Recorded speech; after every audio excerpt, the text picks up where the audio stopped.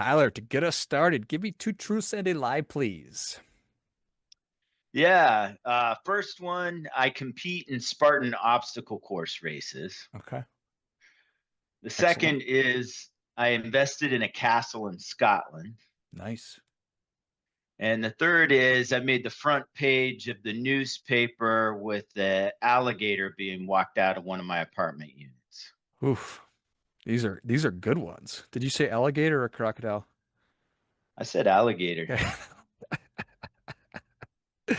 All right. So you are a competitor in Spartan races. You invested in a castle in Scotland and made the front page of the paper because an alligator was living in or just curious about one of your units. Okay, these are excellent. Well, you look like a very athletic person, so I believe the Spartan race thing. I don't know if you're Scottish or not, or if you like castles and alligators and alligators and alligators. Oh my goodness. I am going to guess that you don't do Spartan races. No, I do. I compete in the Ah. Spartan races. Yeah. All right. So you got me. Which one was the lie?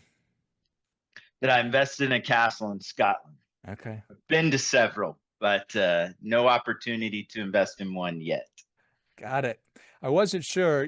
I feel like you can own like little parcels of land in Scotland and Ireland, and you could say that you're like a lord or something like that. So maybe I thought it was something like that, but no. Well, when it's tokenized in the future, you can own a piece of it, right? There you go. So you are maybe making your way to that. Tell me about the alligator.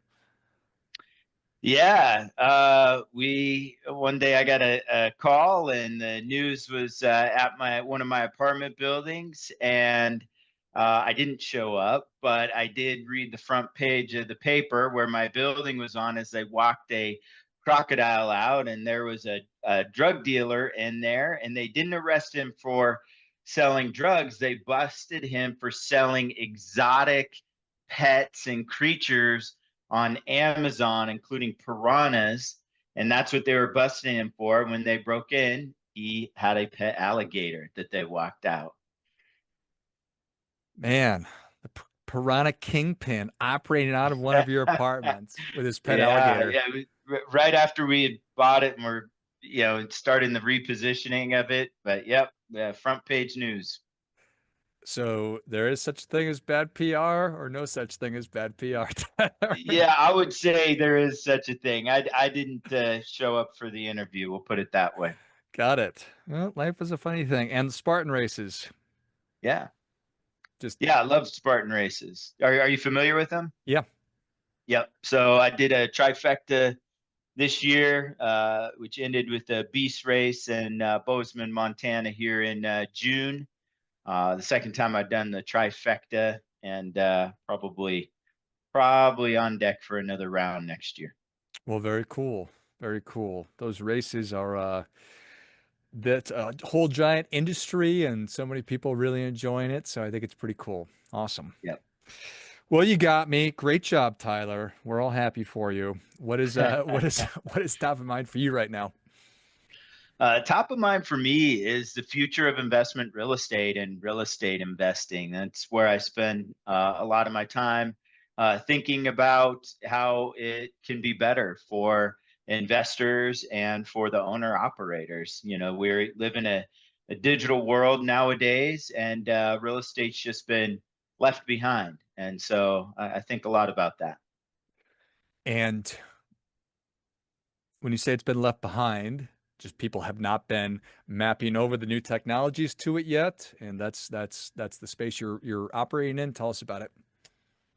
Yeah, no, I think what I mean by that, or I know what I mean by that, is the fact that real estate is illiquid to where if you compare it to other asset classes like stocks or more recently crypto, they're liquid and they can be traded, and there's secondary markets where you can, trade pieces of a company or pieces of a digital asset, and that hasn't existed for real estate. And so that is what we want to bring to the world. What we are bringing to the world is the ability for private shares of real estate to be able to be bought, sold, and traded like stocks or crypto, and open up access to folks that don't normally have access to invest in these types of deals. So give me an example. Is there a perfect example? Yeah, sure. So we've got several projects that we're, working on right now, but an example would be, let's say somebody owns an apartment building and it's a multi-million dollar apartment building and they did a syndication, meaning they brought in some private investors to be able to acquire this. Well, when they do that syndication, not only is it typically only accredited investors that can get involved, once that investment is done, it's illiquid. Everybody's trapped in the deal until the asset is sold in total, or maybe there's like a future cash out refi where they get a partial payout, but they're in that deal. There's no real, getting out of it. Well, now what they could do is they could tokenize that apartment building, that piece of real estate, and they can list those shares, those tokens on a secondary marketplace where other investors, including non-accredited investors, there's some SEC compliance rules we can talk about surrounding that, but just in general, investor can sell to investor. One way I like to explain it is let's imagine an apartment building, a piece of real estate like a large gold brick, right? Very valuable, nice asset, but it's really hard to kind of get in and out of that large gold brick and if you're going to sell it, it all sells at once, right? Everybody has to participate. If a loan is against it, everybody has to participate, right? You're just kind of stuck in there.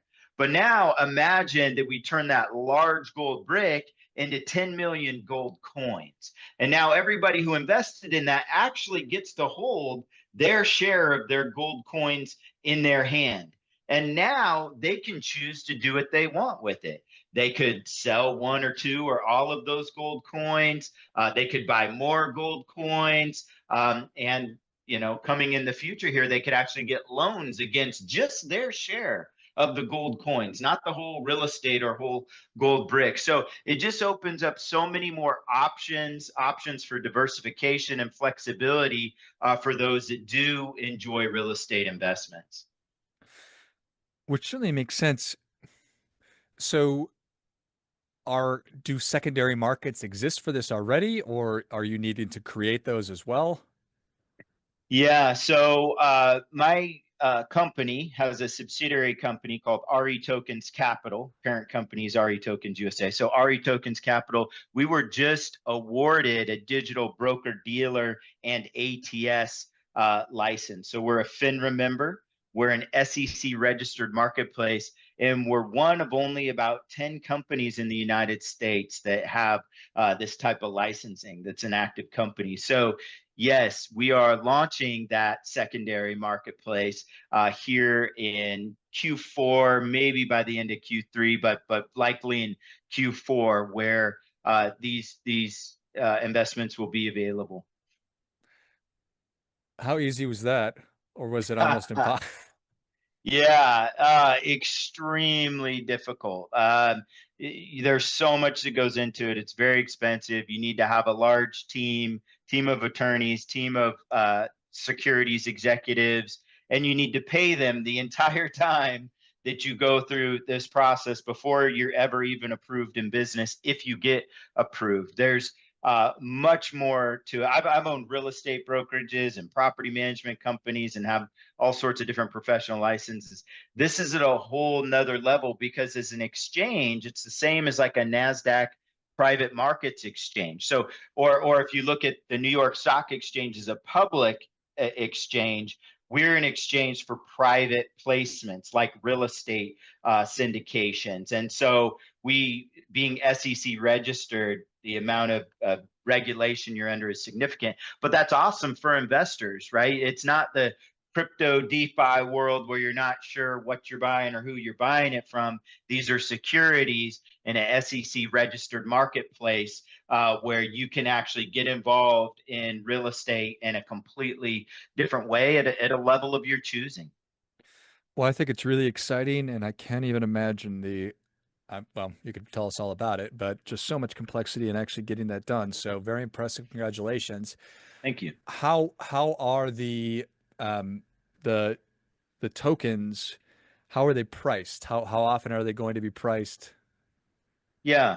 So originally, they're going to be priced the same way as shares of a real estate syndication. So when you do a real estate syndication and you, let's say, use an LLC, you have these LLC membership units, or you could call them shares, and that's what you sell to investors to raise the equity. So all tokenization is we're adding a digital component to those ownership shares. So instead of just being a subscription agreement and landing on a spreadsheet somewhere, which is almost a construct of the mind, you actually have these tokens, kind of like the gold coin example that we gave, and you're able to have those. And so once you do that, once you have that digital component, it allows you to participate in a secondary marketplace or the primary marketplace, which is where they're originally going to be priced, just like a traditional syndication. And those are going to depend. Are you syndicating and tokenizing an established apartment building where it'll get valued on the net operating income and or cap rate, established financials, or are you doing a new development where it's probably going to be valued on the pro forma and the future value, but you will establish a value just like you do on a regular syndication. And but once you go to the secondary market, once it's a seasoned or matured investment, then supply and demand in the marketplace will have a say in this. Let me give you an example. Professional investors or accredited investors, let's just say they, normally need a 8 to 10% return on their money because they're accredited, they have special access, to these deals. Well, when it goes to the secondary marketplace, they took more risk normally in the beginning. So there's less risk on established assets. Usually, do your own due diligence, but usually there is, therefore less risk, probably less return. But as a non-accredited investor, not only do you have access, but you may buy into a deal that's got a 6% cash on cash return with, if it trends the way it would and you sold it in a couple years, you're going to end up with a 10% total return on investment. You're going to get the tax benefits in the meantime because you've been an owner. And so that's a totally different level of real estate investment. So loosely, that's how these things are going to be priced. There's not a market maker in the secondary market yet, which is, I don't mean to get too technical, but when you buy or sell a stock, you're not actually buying or selling directly with the buyer or seller. There's a middle person. In this case, originally, there will be buyer to seller direct. That's what our platform does, is it connects all of that. But in the near future, you will probably have a market maker, and that will really take volatility out of the price, or guesswork, I should say. Real estate's not super volatile, but take the guesswork out of the price where you're interacting more like a traditional market. Well, that's really interesting and super cool. And again, congratulations on making that happen. Yeah, thank you. Is it, do you see this being for multifamily, commercial, or will we see residential move into this as well? Yeah, so we've got projects that cover all aspects of that right now, but the residential projects that we're seeing are funds, so like new developments or things like that. Because they are securities and what we do, so they can be traded and invested in this manner, it's normally going to be larger projects. So we don't necessarily have a hard and fast rule on this, but kind of our inside talk is somebody that's at least 3 million or so in asset value or equity is probably going to want to have this conversation. An asset that's less than 3 million, there might be lower hanging fruit where you don't have to spend the money on like a securities document package and things like that. All real estate will be tokenized, will be on the blockchain. And when you do single family homes, it'll be the deed or the title that goes on blockchain, and those don't need to be a security. And there's ways to trade those. What we do, though, it has much more to do with your traditional investment, like real estate syndication, because if you go on that title, you have all the liabilities of a regular owner. to where if you come into a security deal as a limited partner, you don't, if somebody slips and breaks their neck, or there's a problem with the deal, that's not on you. Your money's at risk. You could lose money if the deal doesn't go right, but they're not personally coming after you. So I think that that's the main difference of why some of the larger projects are the focus of a marketplace like this. But single family will trade similarly. Got it. So in some crazy world where somebody would have an alligator living in their house and it bit somebody and they sue. Anyway, that's not something to worry about. Yeah, yeah, you got it. Yeah, not that's not going to be a problem in a security or a syndicated type deal. But if you and a couple of people are on title, then yeah, you're gonna have some things to think about. So what I think I heard you say was projects, let's say that it's a multifamily apartment complex, and I'm listening to this and I'm a real estate investor and say, oh, well, I've got all these properties, maybe I could tokenize them. You're saying a kind of a sweet spot is $3 million and up because there are costs that are incurred to take property and to tokenize it. Yeah, and the cost is mostly in like the legal structure and the legal documents, and then there's a whole bunch of due diligence involved with listing these. Now, if you have a bunch of single family homes and you're interested in this, then probably grouping them all under one entity and tokenizing that entity. So we'll talk to people that say they own 10 or 20 homes. Well, they'll create an entity like an LLC that controls all of those, and they'll tokenize that entity in that LLC, and that allows for two things. It allows them to sell some of the equity out of that and access some of that liquidity, and it allows outside investors to be able to invest into that portfolio of homes. And that's what's really cool for investors is imagine now a marketplace where let's say you've got $50,000 to invest. You could take a look at different projects and say, look, here's this project and it's got great established cash flow. I want to put 10 grand into that. Oh, I see another project here that they're taking advantage of the big beautiful bill and doing accelerating depreciation, meaning tax benefits, and I actually could use some of that. I'm gonna put 10 grand here. And ooh, here's another one where this is in my favorite neighborhood and they're taking a C class building and making it a B class building. I'm going to put 30 grand, into here. Or that could be 5, 10, 1. That's the beauty of it is you now have the control and the ability to diversify your own real estate portfolio at whatever levels you want. And should you need to resell or if you wanted to harvest profits, you have the ability to do that in a way that mechanism, that marketplace just hasn't been there before. That is really exciting. That is a lot of potential and possibilities. What are the biggest arguments against this that you get? Just a steel man not doing this. What do people say? Yeah, I'll look at this at two angles, one that are myths and then the other that is true. On the myth side, it's that people think it's crypto and tagged to crypto pricing or that there's uncertainty around regulation and things like that. And those are myths because there's absolutely SEC regulations and compliance, and that's what we need to abide by. And these are real world assets. They're not crypto. It's not, a made up thing. They're actually pieces of the real ownership. And so that's the myth side. The truth side is the liquidity piece. So when people tokenize their real estate and they want to sell a lot of the equity, it's, well, how do you know how much liquidity is there? How much trading is going to be there? How quickly is this, going to happen to sell the tokens? And today when we launch, the answer to that is it depends on the buyer demand.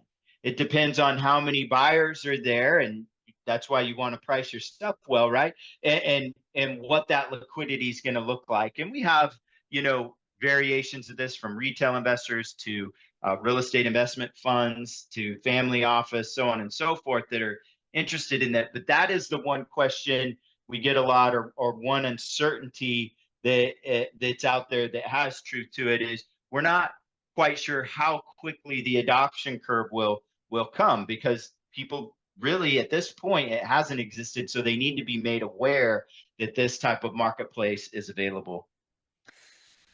A lot of education and awareness to be done, but thanks for talking about those two examples because that certainly makes sense. So what is the process like? Somebody who's listening, they have those 20 homes or they have a lot of projects and they say, "Oh, I kind of want to explore Yeah. this." What does that process look like? Yeah, so we get those calls all the time. And the first thing we're going to do is find out, is it currently a security? If it is, then they may be able to go right to the secondary marketplace. If it's not, then we need to get them either with their securities attorney, or we have ones we can recommend. But the legal package is the first step. And once we have the legal package, if it's I'll do a primary all the way to the secondary. Once we have that legal package, we can then mint those real estate tokens, which is simply taking those ownership components, giving them that digital representation and putting it on the blockchain. And now at that point, they can sell those to investors. And our platform does all this, very intuitive Web 2 type experience for this, but they can raise those funds. So let's say somebody does, the portfolio of homes, they get their legal package, they send it to us. We mint the real estate tokens, we onboard them into the platform, they raise funds. It's all there done online, all the qualifications, all the settlement, all the investments, all there. And now let's say they hold it for 12 months, which is a requirement for a primary. And 12 months later, they want to go to the secondary market. So their investors can harvest profits or exit if they want. And they, as GPs or the sponsor, can do the same. So at that point, there's another phase of due diligence, because we need to make sure that the deal is compliant. We're an SEC registered platform. Our job is to protect investors. So all of those due diligence need to be done. If it passes due diligence, then it'll be listed in the secondary marketplace. And investors really from around the world, as long as they make it through KYC, know your customer, it's just an identity verification process, will be able to look at the front facing information and select and invest right there online in those investment opportunities. So that's really kind of what the cycle looks like. Nice. And you probably already told me this, but as soon as the marketplace, the secondary market is up and running, do I just as a potential investor, how do I participate in that? Yeah, so I'll speak to our secondary market. I'll put my securities hat on, and it's probably a perfect time to say I'm not on here soliciting broker dealer services or making any securities offerings or legal advice or anything like that. Strictly for educational purposes. But to answer your question, just like with any investment platform, you're going to go create an account, and that's what that KYC process is. So in our case, you go to retokens.com. You would select the marketplace, and you would be able to create an account. It's going to ask some questions of you. You're going to have to put in your driver's license and things like that, just as you would with any investment platform. But once you've gone through that process and you have an account, you can go invest in any of those projects that are available for you. And you can go relist those same projects because they've already been green lighted. So that's really it. It's just like a regular investment platform where you're going to, take a couple minutes, create an account. Once you're approved, you can hook your bank account up and invest in those investments. In fact, you can actually use crypto as well in our infrastructure to offboard from the crypto world into these real world assets if you wanted to. Love it. Well, Tyler, you've already given us a lot, but we're ready for your difference making tip. What do you have for us? Yeah, so I think mine is to trust your instincts when people say that you can't do that. There's been so many times in my career, including just my real estate and creative real estate career, where I've been told you can't do that. I don't think you can do that. No. And my instincts were, well, you probably can. It's a matter of finding a way. No is just meaning there's a different way to do something. So if you hold belief and persistence, that's what makes your vision a reality. So trust your instincts. Even when you hire these attorneys and CPAs, listen to them, listen to what they say, but you don't have to agree with them. Trust your instincts. Well, I think that that is great stuff. That definitely gets a come on. All right. The question is not who will let us, Tyler. The question is who will stop us. I like it. There it is. That's got it. Yeah. Well, Tyler, thank you so much for coming on. Where can people learn more? How can they get started? How can they engage with you? Yeah, absolutely. Probably the first place is retokens.com. If they're interested in what we talked about, there's a free quick start guide to real estate tokenization there that they can download, as well as some educational information. And of course, we're on LinkedIn where we share a lot of educational information as well, and at REtokens for great YouTube content. Excellent.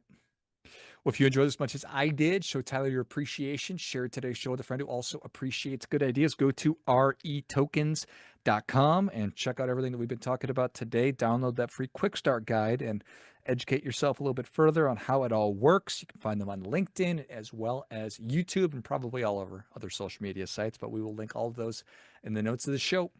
Thanks again, Tyler. Absolutely. Thanks for having me.